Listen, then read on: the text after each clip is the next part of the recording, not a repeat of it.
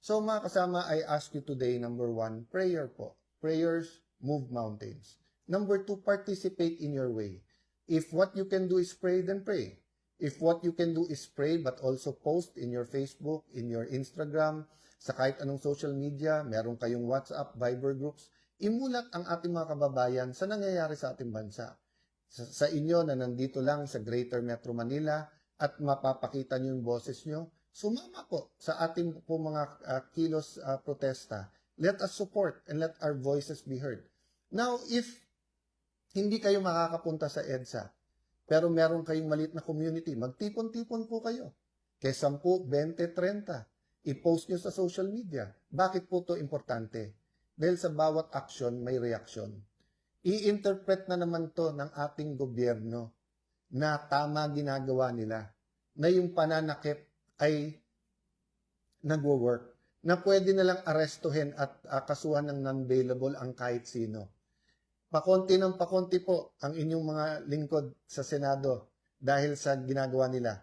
So nung nakulong nila at kulang yung protesta kay Jinggoy Estrada, na-predict nila yon, natakot yung iba natin mga kasama.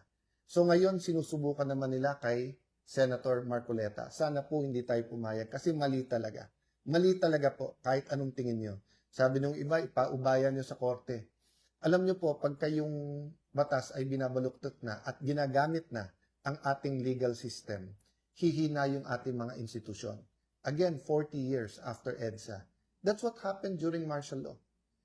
At the start, sabi nila, may disiplina. At the start, na-address ang mga problema sa ating bansa, na check ang ating mga oligarchs, nabigyan ng check ang armed struggle. Pero tignan nyo po anong nangyari later on. Nagkaroon ng cronies.